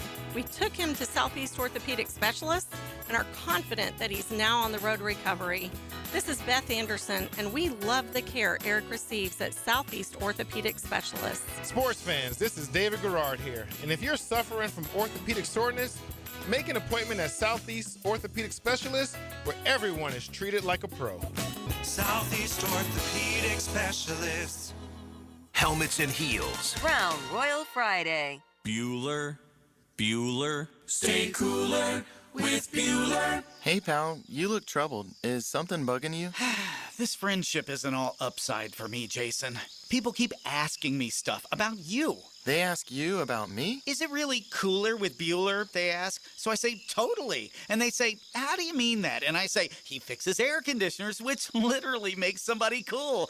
But he also has cool sunglasses and cool people and a cool family. And I try to make working at Bueller Air and Plumbing a really cool experience for our technicians and plumbers. We treat our people like gold, and they treat our homeowners the exact same way.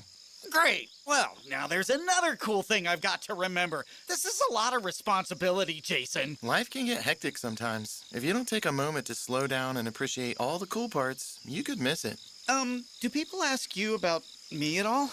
Weirdly, they do. Stay cooler with Bueller. Visit BuellerAir.com. Frank Frangie here for Stanley Pools. If you're dreaming of putting in a pool this year, choosing the right company is the most important decision you'll make. I've trusted Stanley Pools to build my pool, renovate my pool, and maintain my pool. Stanley Pools has been the best in the business since 1988, and they're still family-owned. Call them today at 904-269-7277 or find them online at StanleyPoolsFL.com. That's Stanley Pools, a family tradition of fine swimming pools. I'm here with Danny Van Sickle, director of the Electrical Training Alliance. Danny, tell me about your program. Hey, Rick, we're a 4-year electrical apprenticeship. Our students start out making over $40,000 a year, and right now make over $90,000 a year, including benefits. There is no tuition or student debt. You just have to apply and get accepted. Did you say no tuition and no student debt? You heard that right, Rick. Once you're accepted to the program, your only cost for the books and the course fees, about $800 a year. That sounds like an amazing opportunity. How can I learn more? Just go to etajax.org and you can apply there. Apply by November 6th. Make Honda of the Avenues your first stop for award-winning customer service and world-class Honda vehicles. Our inventory is larger than ever, which means we have the perfect Honda waiting for you. Plus, at Honda of the Avenues, we always put our customers first, making the car buying experience fun, fast, and easy. You'll always find great deals on our huge selection of new and certified pre-owned Hondas, all prepped and ready for a test drive. Come see just how different car buying can be at Honda of the Avenues today. Stop by or shop from home at HondaoftheAvenues.com. Proud sponsor of Sporting Jags. When the unexpected happens, you shouldn't have to face it alone. I'm Chris Campione, and at Campione Law, we're here to fight for you. Whether it's an auto accident or a slip and fall, our Jacksonville team takes care of every detail, from investigating the incident to securing multi-million-dollar verdicts, so you can focus on getting better. And remember, you don't pay a dime unless we win your case. Our commitment is 24/7, bringing you the real support from real people who really care. Campione Law, your dedicated partners in justice. Visit CampioneLaw.com. Count on Campione, Campione Law. 1010XL, presented by Farah and Farah, exclusive injury law firm of the Jacksonville Jaguars. Focused, fueled, fearless, Farah. Now the cool down with Donovan Air Electric and Plumbing, keeping Jack's cool since '87. We chatted a little bit about baseball a second ago, another Dodgers fan, but people were getting mad at us on the text line brought to you by Lifetime Enclosures, by the way, for being like, why are we hating on the Dodgers all of a sudden, everybody? And I was like, people don't like winners, unfortunately. That's just what it turns into. But yeah, so big game starting tonight, and I'm super excited, obviously a baseball fan here, so it's fun for me once we get to this point, especially because I think that it's kind of some cool storylines. Like the Shohei obviously is incredible. We're witnessing history in that, but everything that is like Toronto right now, and I think it's just going to be kind of fun. I hope it's good is where I'm at. I don't want to see the Dodgers do to them what they did to the Brewers. Even though you loved it. I loved that. Like, As a that was Cubs perfect. fan. That was the perfect outcome. Not now. Not for the World Series. No. All right, let's chat some more baseball right now. Now, another great guest on the Checkmate Coatings phone line. Hello. Your floor's missing piece. All right, Clay Hensley joins us now from our World Series pitcher. Clay, as someone who watches the Rays, I just cannot believe that Blake Snell is going to pitch in the World Series now for the Los Angeles Dodgers. This guy's career, I feel like, is never going to end. What are you seeing out of Blake Snell on the mound this year? I mean, he's been unbelievable. Thanks for having me on the show. Appreciate it. It's always fun to get on with y'all. And look, here's the thing: is this is going to be an exciting World Series. With Blake Snell going out there. I retired in 2014, and I feel like Snell. He was playing when I was playing, and it's just like every time I look up every year, this guy's still out there doing it, and he's doing it better each year. It seems like he doesn't age, and it's fun to watch. It's fun to watch. It's what he's doing right now in the postseason. He's one of the best pitchers since 2023. This guy's top 10 in almost every category there is for any metric that they have against pitchers. It's fun to watch. I mean, 97 painting the black inside and out. This guy's he's dominating, and rightfully so, he gets game one. Yeah, rightfully so. And I loved him too because I feel like we've seen so many, whether it's managers or pitchers now, when you get into that fifth, sixth inning, the conversation starts to be, okay, are we going to pull him? Let's save his arm. And I feel like Snell just like trucks through everything, which is really fun to watch for me. But I read a stat the other day, Clay, that which is going to be very interesting when it comes to this matchup for the World Series, but that Toronto has the best strikeout percentage in baseball at the plate, meaning as if they don't strike out, they haven't struck out a ton throughout the season, but the Dodgers have the best strikeout percentage on the mound, so obviously they're striking out a lot of people. I feel like that's the ultimate test in baseball right there.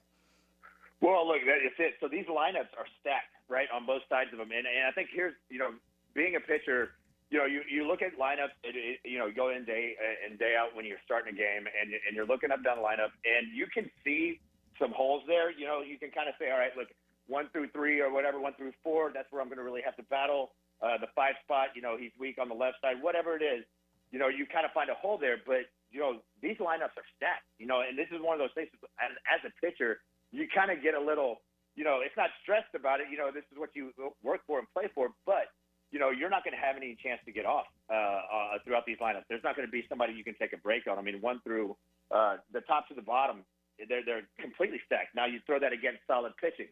Now, albeit I'm a little biased, look, I think good pitching beats good hitting any day of the week. But at the same token, too, look, you got to limit those runners getting on base. And at the same token, too, those guys are going to be doing everything they can to pound the ball to get on base. So that's what I love about this game. Now, the thing is, when you have really solid pitching and you have the lineups that these guys have, yes, you can go out and you can dominate the entire night.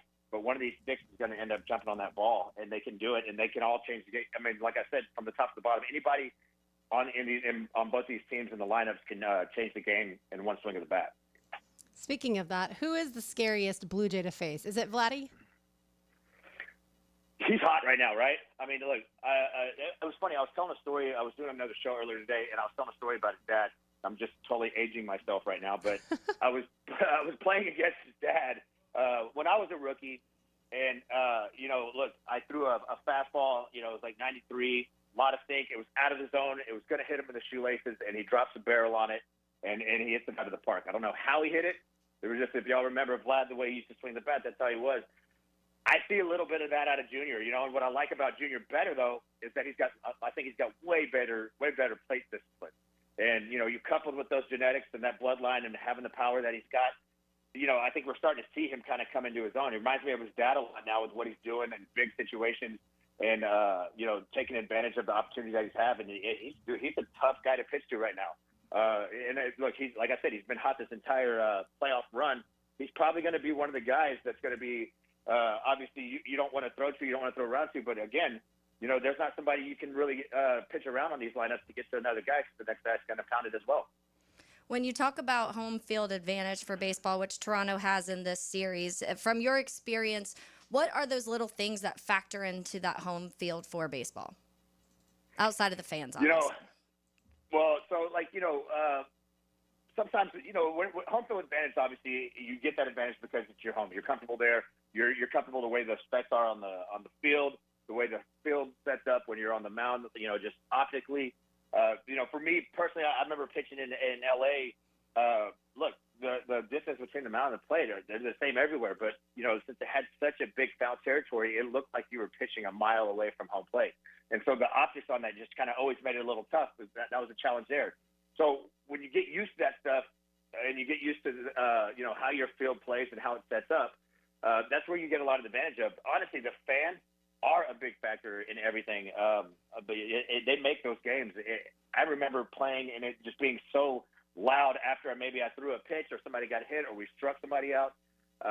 It was so loud, it was almost deafening. You can your ears would almost kind of sound like you were covering them up with your fingers. It was that loud. And, that can overwhelm a team. That can overwhelm a team that's coming in whenever you're playing at home. And, look, it's loud there. It's going to be super loud in Toronto. And, I think that's a huge advantage for them. And they're playing at home. And, look, their fans are happy about this. First time since they've been there in 30-something years. So I think it's going to be really loud. They're looking for their team to win a title.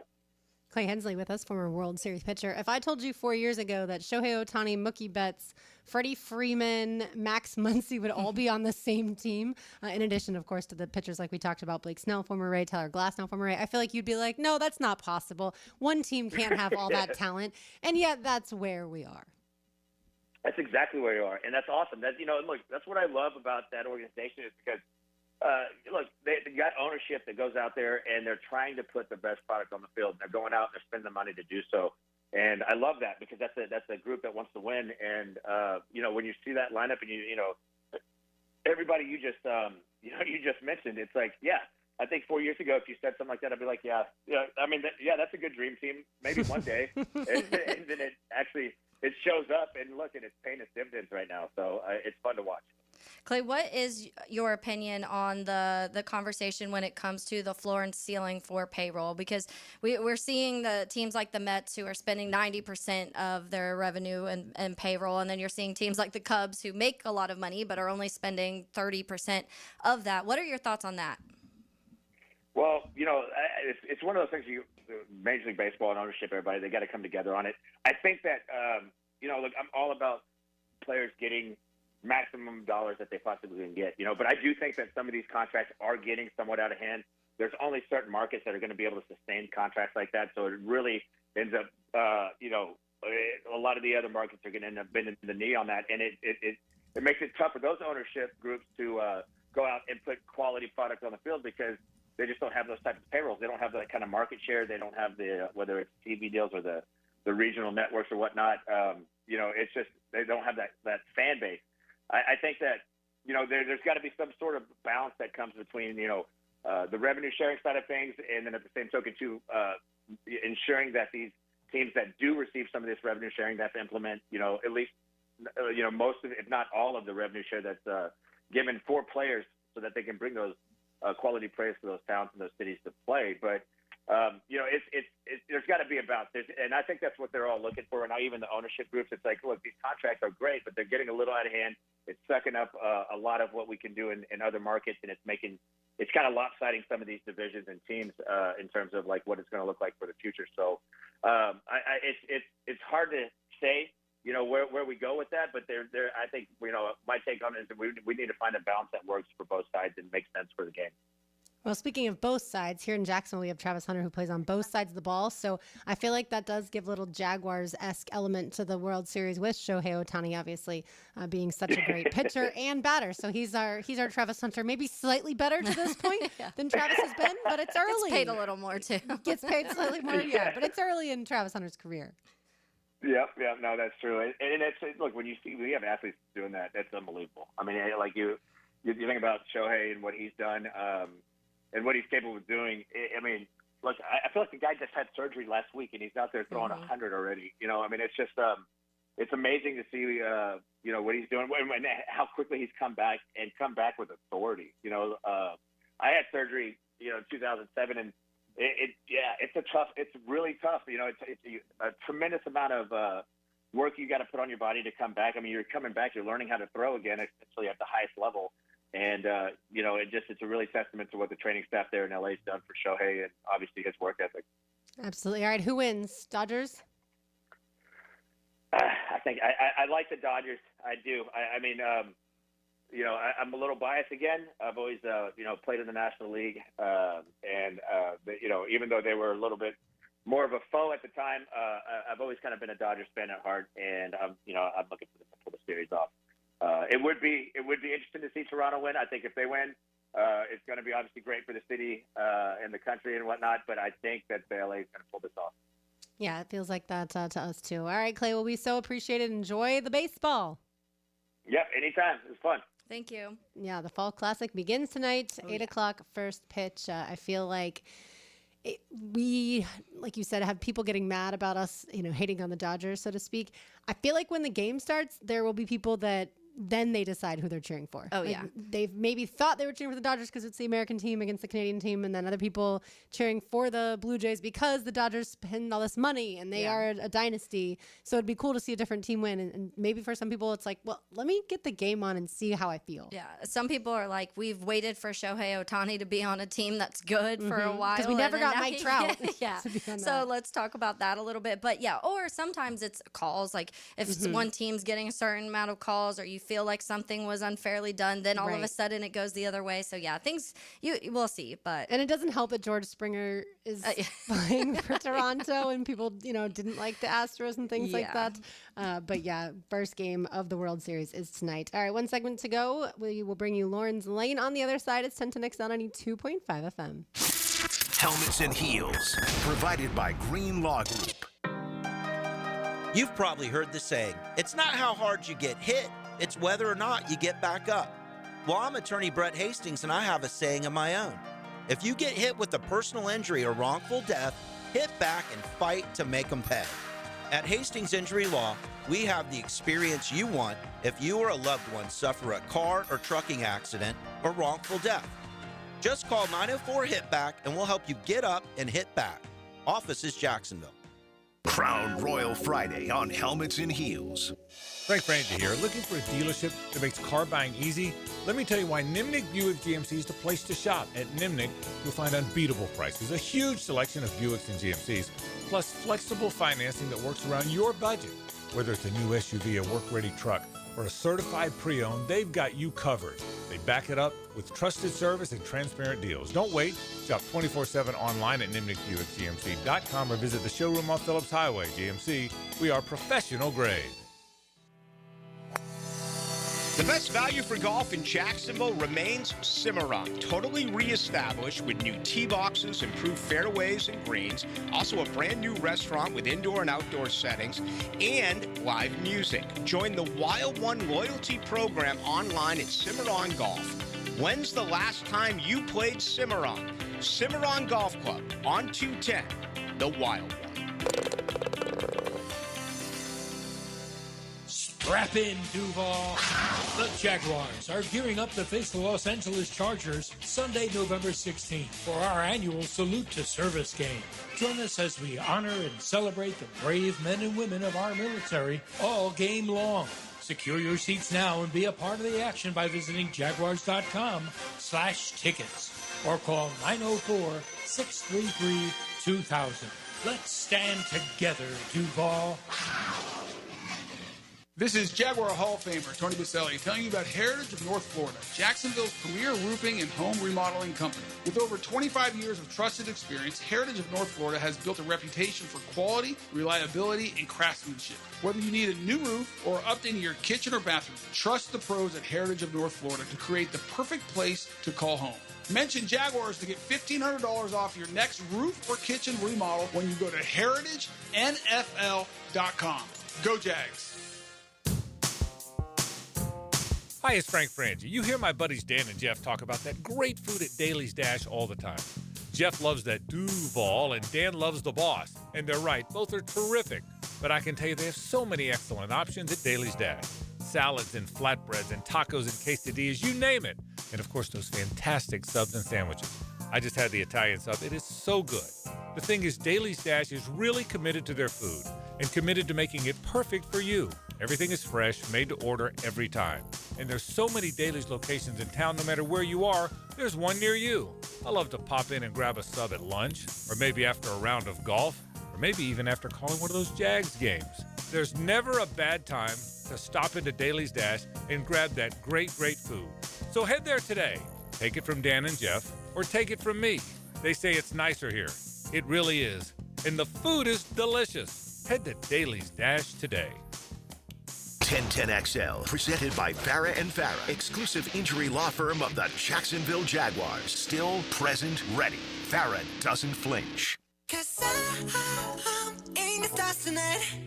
So watch me bring the fire, set the night light. Taylor Dell, RJ Saunders. I'm Lauren Brooks. On this beautiful Friday afternoon, Tom McManus on vacation, and he'll be back with us on Monday. And then next week, we will be headed to Vegas. It's right around the corner. It feels like we were talking about going to Vegas in August for so long, and then now that it's football season, we blinked and we were just in Vegas. And and now we're heading back to Vegas. All right, time now for Lauren's Lane. Now, Lauren's Lane, driven by Mazda at the Avenues. This is luxury. This is Mazda at the Avenues. Well, earlier today, in case you missed it, the New York Giants were fined $200,000, and Brian Daboll, the head coach, fined $100,000 after they violated concussion protocols, as we saw them have Jackson Dart in the medical tent. And then they made sure that they got him out of the medical tent, even though he was being... They've all popped his head in there. Yeah, he was being looked at for a concussion.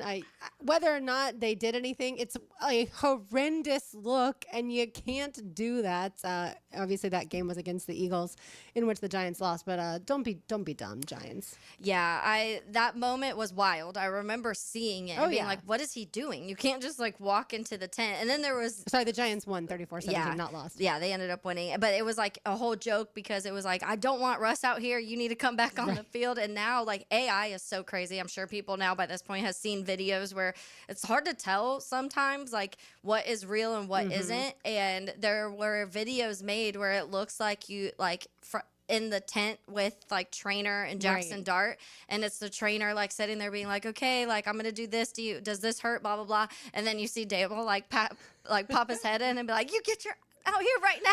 We need you.